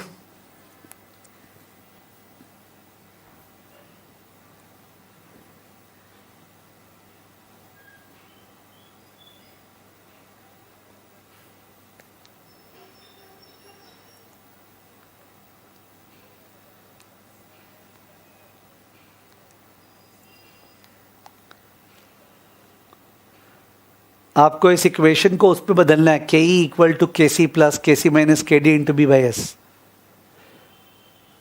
बिकॉज अगर नहीं दिखाया प्रूफ तो कई जन क्यू फोरम पे पूछेंगे, sir please derive this. Shivam Bansal बोल रहे हैं उनका हो गया.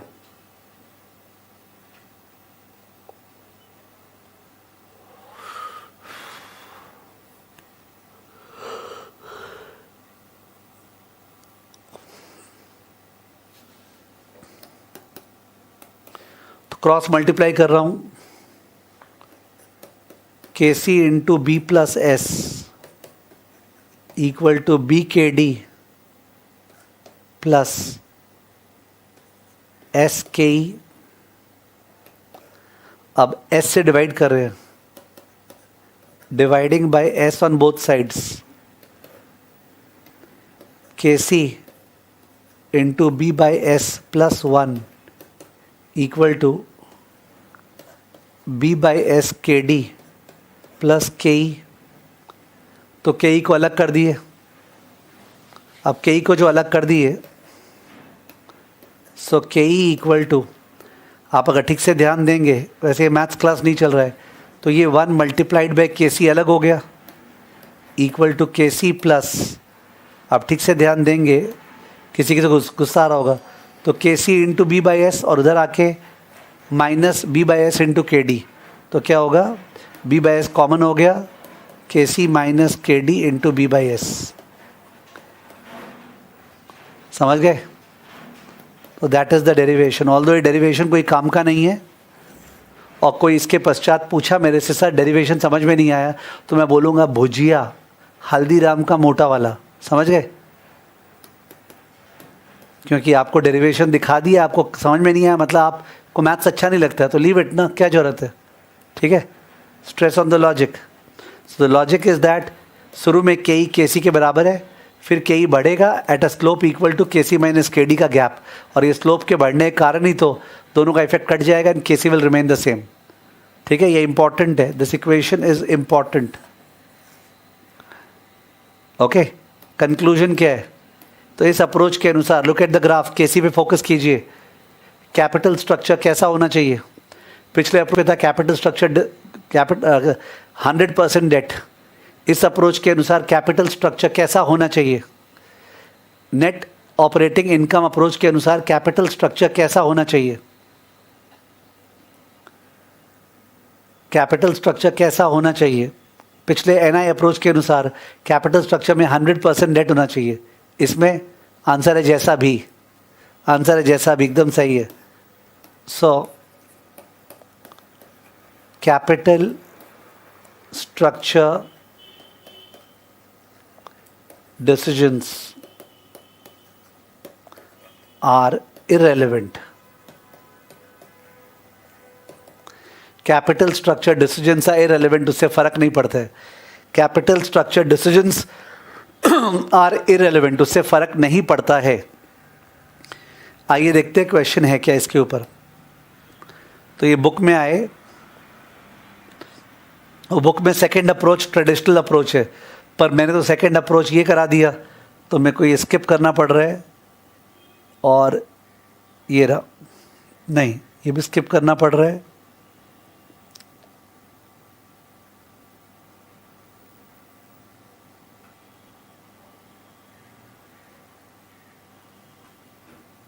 हाँ ये रहा डायग्राम. ये इलस्ट्रेशन नंबर 4, इलस्ट्रेशन नंबर 4 लिख दीजिएगा. ICI study mat illustration number 4 page 5.11. ICI study mat illustration number 4 page 5.11. ICI study mat illustration number 4 page 5.11. Amita limited's operating income is 5 lakh. ये तो ब्रैकेट में EBIT लिख दे रहा है, वरना जब भी ऑपरेटिंग इनकम या नेट ऑपरेटिंग इनकम बोले वो EBIT है, जब भी नेट इनकम बोले वो पैट है. ऑफकोर्स टैक्स नहीं है तो वो PBT भी है. 5 लाख का EBIT है. Firm's cost of debt is 10%. Currently the firm employs 15 lakh का debt. The overall cost of capital for the firm is 15%. Overall cost of capital है, कॉस्ट ऑफ इक्विटी नहीं, overall cost of capital 15%. You are required to calculate total value of the firm. Formula पता है आपको? Value of the firm का formula क्या है बताइएगा please screen पे. वैल्यू ऑफ द फर्म का फॉर्मूला क्या है? वैल्यू ऑफ द फर्म का फॉर्मूला क्या है? वैल्यू ऑफ द फर्म का फॉर्मूला क्या है? What by what? EBIT by KC. EBIT by KC. Of course debt plus equity भी है यहाँ पे जो यूज होगा. EBIT by KC. स्टार्ट कीजिए, लिखिए, लिखिए प्लीज खुद से. V value of the firm V equal to EBIT by KC. Put कर दीजिए. दोनों अमाउंट पता है आपको? EBIT बाय KC दोनों अमाउंट पता है आपको? क्या आंसर आया? 5 lakh by 0.15. 5 lakh divide by 0.15. 5 lakh divide by 0.15. 5 lakh divide by 0.15. 5 lakh by 15 नहीं, 5 लाख बाय 0.15. तो 33,33,333.33. 33,33,333.33. 33,33,333.33. Value of the firm. Second part question का कॉस्ट ऑफ इक्विटी. रुकिए, कॉस्ट ऑफ इक्विटी को दो तरह से निकाल सकते हैं. कॉस्ट ऑफ इक्विटी को दो तरह से निकाल सकते हैं. ठीक है, लिखिए. Cost of equity method 1. Cost of equity method 1. Method 1. तो मेथड 1 के लिए, मेथड 1 के लिए पहले ये बोलिए, अगर आपको वैल्यू ऑफ द फर्म पता है और वैल्यू ऑफ डेट पता है तो वैल्यू ऑफ इक्विटी निकाल सकते हैं ना. ओके, लिखिए please. V is equal to S plus B. ये स्टैंडर्ड नोटेशन है, यूज करना अलाउड एग्जाम में without the full form. V equal to S plus B. Therefore S equal to V minus B. V equal to S plus B, तो S equal to V minus B, तो क्या आया 33,333.33 minus 15 lakh, minus 15 lakh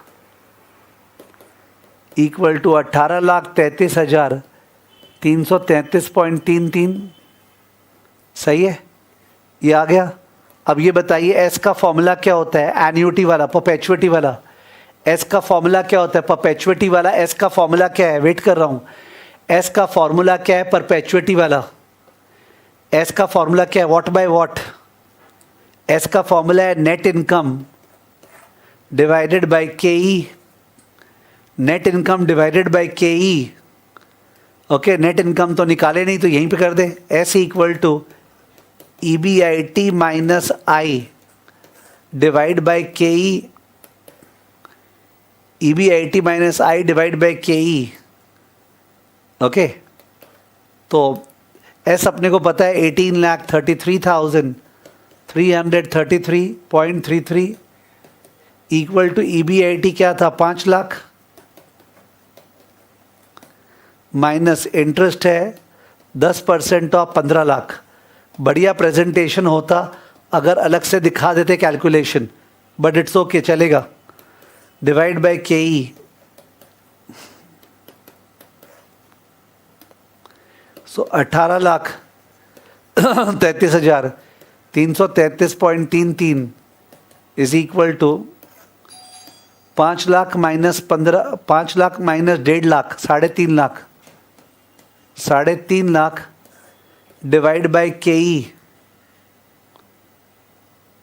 मोहित कदल ने गलती लिखा था 2 minute पहले, equity का फॉर्मूला बोला EBIT बाय के ई, रॉन्ग लिखा था। It is net income bye K E. Value of the firm का फॉर्मूला EBIT बाय के सी। तो इन दैट केस अपना के ई आ गया 3,50,000 divide by 18,33,333.33 of course into 100।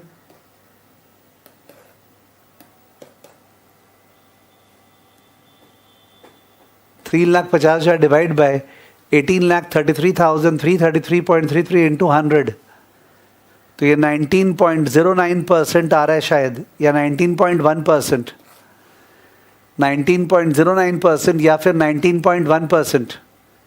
एक बार इंस्टीट्यूट का सॉल्यूशन देख लें।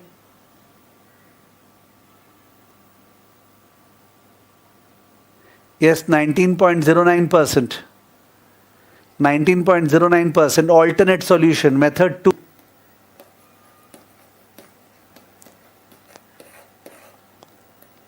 मेथड 2 जो इक्वेशन है के E equal to K C plus K C minus K D into B by S put कीजिए।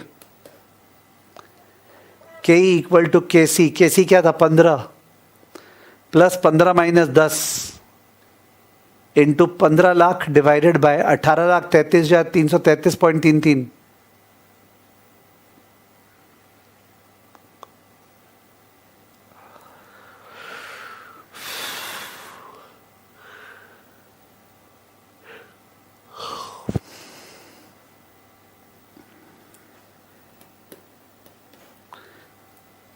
K E equal to K C plus K C minus K D into B by S. आप put कर रहे हैं ना, के सी 15 है, के D 10 है, और बी जो है ना स्मॉल कैपिटल बी वो 15 लाख है, और जो एस है वो 18,33,333.33 है।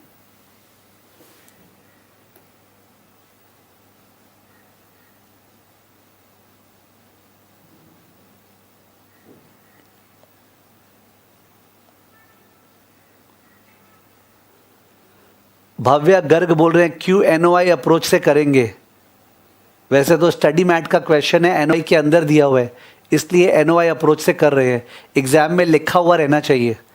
भव्या गर्ग बोल रहे हैं QNOI अप्रोच से करेंगे, तो वैसे तो स्टडी मैट का सम है, NOI अप्रोच के अंदर दिया हुआ है।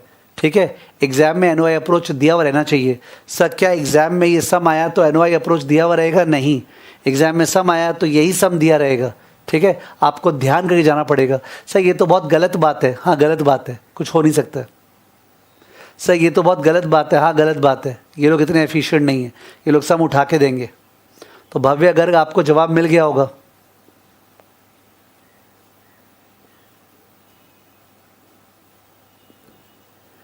ओके, क्वेश्चन नंबर 3 एडिशनल लिखिए जिससे नॉलेज आए। बिकॉज एक्चुअली क्वेश्चन नंबर 1 और 2 में कहाँ एनओआई अप्रोच काम आया। जो भव्य गर्ग बोल रहा है एनओआई अप्रोच क्यों करेंगे, अरे जो इन्फॉर्मेशन था उससे सम किए हैं, हम क्या करें, हमको केसी दिया हुआ था। और वैल्यू ऑफ द फर्म कोई भी अप्रोच पे क्या होता है, EBIT by KC. Okay, value of the firm कोई भी अप्रोच पे होता है ईबीआईटी बाई केसी। ठीक है, हमने कोई अप्रोच नहीं यूज़ किया है। आपको अगर ये फॉर्मूला नहीं यूज़ करना है भव्य गर्ग, रुकिए, अगर आपको ये फॉर्मूला नहीं यूज़ करना है भव्य गर्ग, आप मत कीजिए फॉर्मूला यूज़। आप कीजिए फॉर्मूला यूज़ वो वाला, कौन सा, के C equal to W D K D plus W E K E. Okay, और इससे निकालिए, आपका के ई वही आएगा, बिकॉज ये फॉर्मूला उसी फॉर्मूला से आया है। भव्य गर्ग आप मत कीजिए वो फॉर्मूला यूज़, आप के C equal to W D K D plus W E K ई से कीजिए। के सी पुट कीजिए, डब्ल्यू डी पुट कीजिए, डब्ल्यू ई पुट कीजिए, के डी पुट कीजिए, के ई आ जाएगा। ठीक है, अभी तक एनओआई अप्रोच यूज़ नहीं हुआ है। एनओआई अप्रोच तो क्वेश्चन नंबर 3 में मैं यूज़ करवा रहा हूँ। ओके, यही तो ये लोग का स्टुपिडिटी है, बेवकूफ़ लोग जो लोग हैं इंस्टीट्यूट। क्वेश्चन नंबर 3 लिखिए, suppose the firm raises ₹5 lakh, the firm raises ₹5 lakh of additional debt at 10%. Suppose the firm raises ₹5 lakh of additional debt at 10%. The firm raises ₹5 lakh of additional debt at 10% and uses it to buy back equity. And uses it to buy back equity. Uses it to buy back equity. Full stop. Under the NOI approach, comma, please answer question number 1 and 2 again. Under the NOI approach, comma, please answer question number 1 and 2 again. Under the NOI approach, comma, please answer question number 1 and 2 again. Please answer question number 1 and 2 again. अब पता चलेगा ना NOI approach है, ठीक है। तो in that case NOI approach है। तो एनओआई अप्रोच है, पहला बात तो है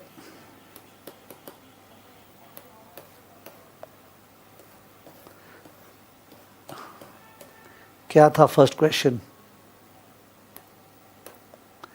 वैल्यू ऑफ द फर्म तो सेम रहेगा बिकॉज ईबीआईटी सेम है, केसी सेम है, लिख दो solution. Under NOI approach KC will remain the same, under NOI approach KC will remain the same, that is 15%. Under NOI approach, KC will remain the same, that is 15%. Therefore, value of the firm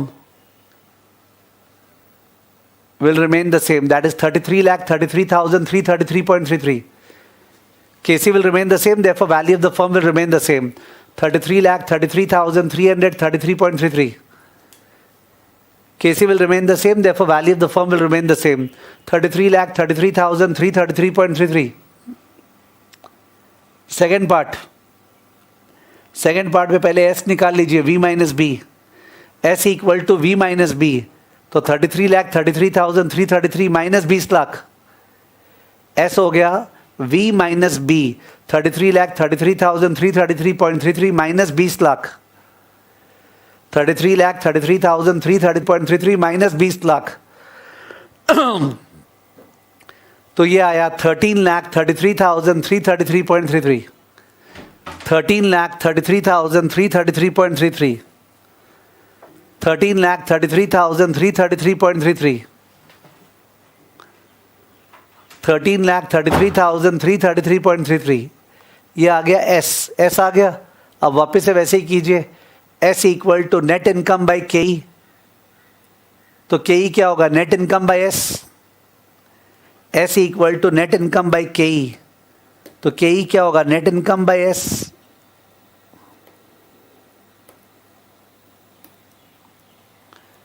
के E होगा net income by S, और net income निकालना पड़ेगा। Net income equal to EBIT minus I, EBIT वही 5 लाख है, I हो गया 10% of 20 lakh, divide by S क्या चल रहा है 13,33,333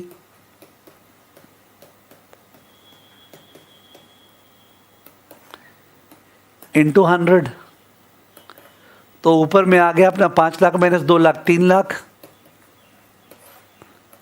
डिवाइड बाय 13,33,333.33 इंटू 100. तो दिस इज कमिंग टू 22.5%. ये तो बढ़ना ही था ना, एनओआई अप्रोच पे के ही बढ़ते जाएगा तभी तो केसी सेम रहेगा. 22.5%, 22.5%, 22.5% alternate solution, 22.5% alternate solution equation में पुट करके निकाल लीजिए. के E equal to K C plus K C minus K D into B by S. K C वही है 15, के डी 10, बी क्या हो गया 20 लाख और एस क्या है 13,33,333.33.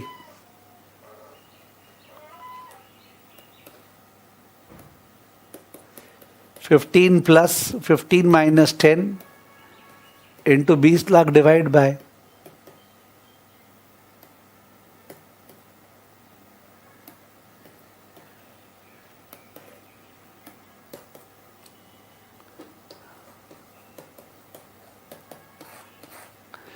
22.5% केसी के ई. वो इक्वेशन जो था अपवर्ड स्लोपिंग. तो अपना दो अप्रोच हो गया, एक नेट इनकम अप्रोच और एक net operating income approach. Net income approach हो गया, नेट ऑपरेटिंग इनकम अप्रोच हो गया. Theory plus practical both. Net income approach, net operating income approach. ठीक है, थोड़ा सा अनकंफर्टेबल लग रहा है, वीकनेस टाइप. ठीक है, इसलिए मैं ज़्यादा इलोंगेट नहीं कर रहा हूँ क्लास को. ठीक है, नोट्स को गो थ्रू कीजिएगा. अपने सैटरडे मिलते हैं for the second class of capital structure. ठीक है, और इकोनॉमिक्स आप लोग करते जा रहे हैं, आप लोग करते जाइएगा. उसका मैं डाउट सॉल्विंग सेशंस लूँगा. ठीक है, तो डाउट सॉल्विंग सेशन में जो चाहे वो पूछ सकता है. ठीक है, और repo rate, reverse repo rate, ये सब जो है वो तो एग्जाम के ठीक पहले चेंज होगा, वो फॉलो करना पड़ेगा. ठीक है, वो क्लासेस से मतलब नहीं होते. क्लासेस में क्या repo rate, reverse repo rate, CRR SLR बोले, वो एग्जाम के ठीक पहले जो होगा वो फॉलो करना पड़ेगा. ठीक है ना. ओके, बोले टाइम 10 बजे ही है. Okay, time is 10 AM because just to be frank with you 12 noon I have to go with food, okay, for my mother and all, so I have to adjust accordingly. तो time 11 AM नहीं 10 AM ही है. ठीक है, चलिएगा, bye bye, see you on Saturday.